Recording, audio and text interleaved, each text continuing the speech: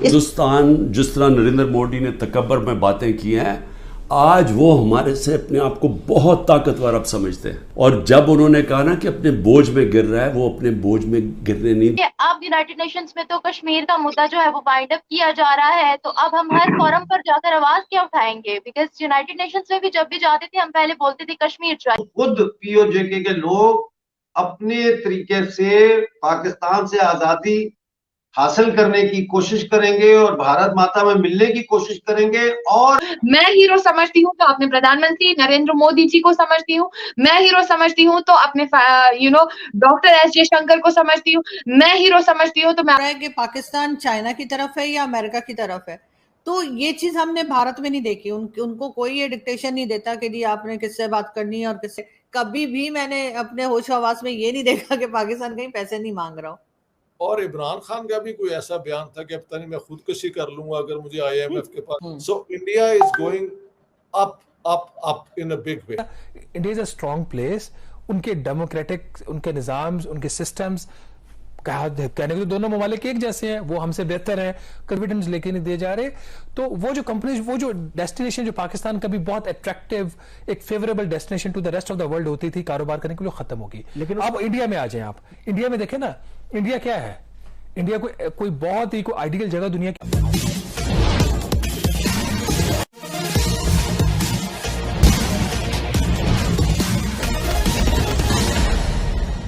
पाकिस्तान की मीडिया में यह शोर मचा हुआ है कि यूनाइटेड नेशन ने कश्मीर के मुद्दे को ही अपने एजेंडा से गायब कर दिया। दूसरे शब्दों में यह माने तो अब पीओके के लोगों को यह खुली छूट मिल गई है कि वे भारत के साथ शामिल हो सकते हैं। पाकिस्तानी मीडिया क्या कह रहा है, खुद सुन ले। अब यूनाइटेड नेशंस में तो कश्मीर का मुद्दा जो है वो वाइंड अप किया जा रहा है, तो अब हम हर फोरम पर जाकर आवाज क्या उठाएंगे? बिकॉज यूनाइटेड नेशंस में भी जब भी जाते थे हम पहले बोलते थे कश्मीर चाहिए, कश्मीर लेना है, वहां वायलेशन हो रही है, और किसी हद तक यूनाइटेड नेशंस की रिपोर्ट्स में भी इस चीज को मेंशन किया जाता था। तो अब क्या हम सवाल नया खड़ा करेंगे? देखिए, यूनाइटेड नेशंस में आपके जितने भी यूनाइटेड नेशन के रेजोल्यूशंस हैं, चाहे वो सिक्योरिटी काउंसिल के हैं, चाहे जनरल असेंबली है, जो भी है, ये तमाम रेजोल्यूशंस ऑब्सोलीट हो चुके हैं in the face of ground today's ground realities. ये बिल्कुल खत्म हो गए, इनकी कोई वैल्यू नहीं है। और खुद पीओजेके के लोग अपने तरीके से पाकिस्तान से आजादी हासिल करने की कोशिश करेंगे और भारत माता में मिलने की कोशिश करेंगे। और है कि पाकिस्तान चाइना की तरफ है या अमेरिका की तरफ है।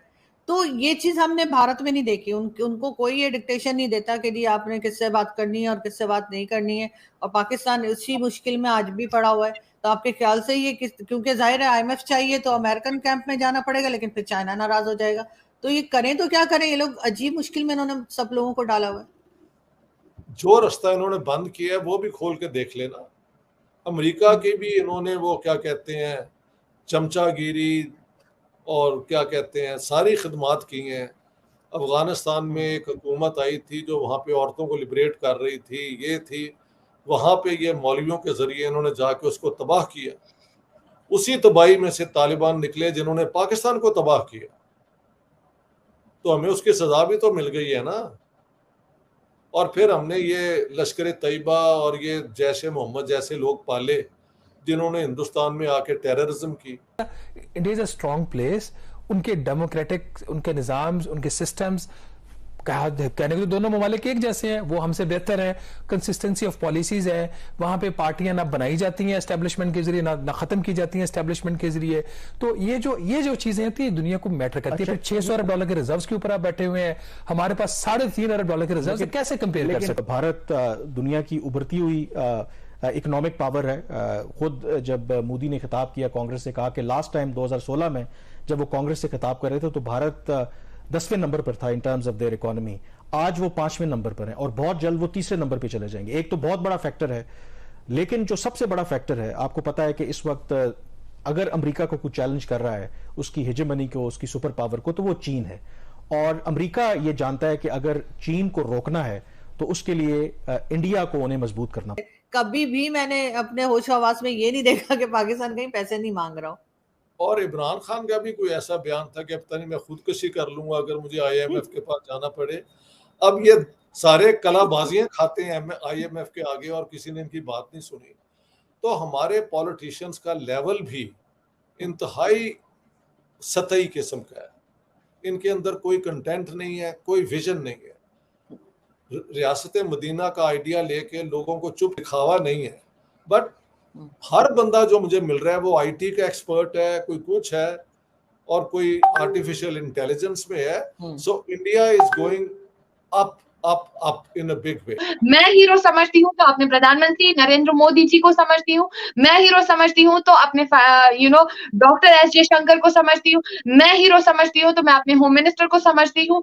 मैं समझती हूँ हीरो तो मैं मेरे लिए सबसे ज्यादा बड़े हीरो अगर कोई इंडिया के हैं तो वो है प्रधानमंत्री, जिन्होंने क्लियरली पूरे देश का, न सिर्फ कश्मीर का, पूरे देश का इतिहास बदला। आप देख सकते हो इंटरनेशनल फोरम्स पे उनकी कैसी रिस्पेक्ट है। और आजकल कश्मीर में कोई खून रेजी नहीं है। That was all a Kashmiri wants, जो हर टाइम से कश्मीरी। ये जो इंडिया का और अब अमेरिका का जो जॉइंट डिक्लेरेशन आई है और जो समझौता हुआ है, हमारी खतरे की घंटी बजनी चाहिए। कि धमकियां लगा रहे होते हैं, जो इन्होंने टेरर आउटफिट्स बनाई वो इनके गले पड़ी हुई है। और FATF में भी दोबारा जाने के बड़े स्ट्रांगली बताया जा रहा है कि बड़े रोशन। पाकिस्तान को इंडिया की दुश्मनी महंगी पड़ने वाली है आगे, कि अभी फिर से ग्रे लिस्ट पर US और इंडिया दोनों मिलकर पाकिस्तान को डालने वाले हैं। तो पाकिस्तान तो वहां लाकर खड़ा कर दिया है कि फिर कहा है कि आप ये खत्म करें, हुक्म दिया है। यानी वहाँ पर जो स्टेटमेंट आई है उसमें ये ऑर्डर किया गया है।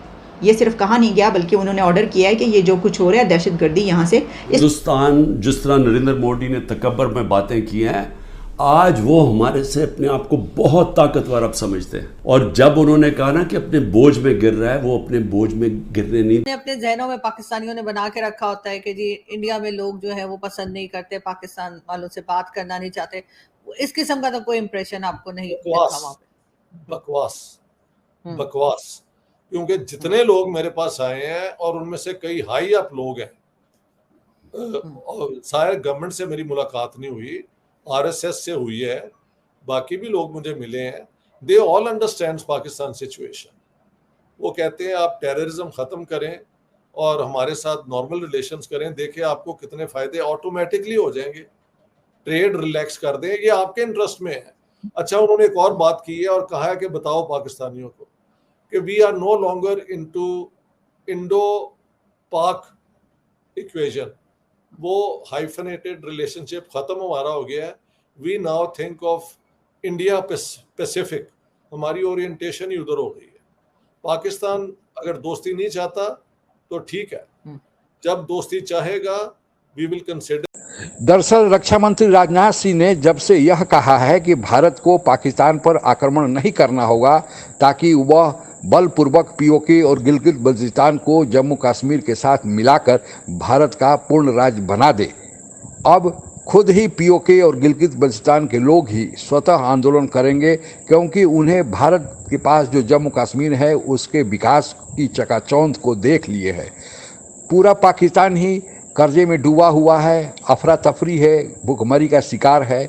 और उसमें से भी जो पाकिस्तान से ही का उपेक्षित एरिया गिलगित बल्तिस्तान है वह तो और उपेक्षित है।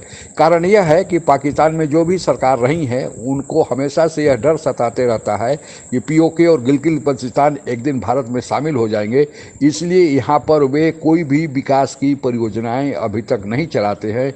यह अत्यंत पिछड़ा हुआ है। जब पूरा पाकिस्तान ही भुखमरी का शिकार है तो इस इलाके के बारे में आप अनुमान लगा सकते हैं।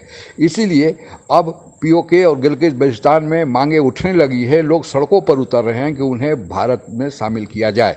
और इस जल्दी पर यूनाइटेड नेशन ने पेट्रोल डालने का काम किया है, जिसमें उसने कहा है कि भारत के पास जो जम्मू कश्मीर है वहाँ पर कोई अत्याचार नहीं होते हैं, वहाँ पर सारी चीज़ें शांति व्यवस्था के अनुरूप चल रही हैं।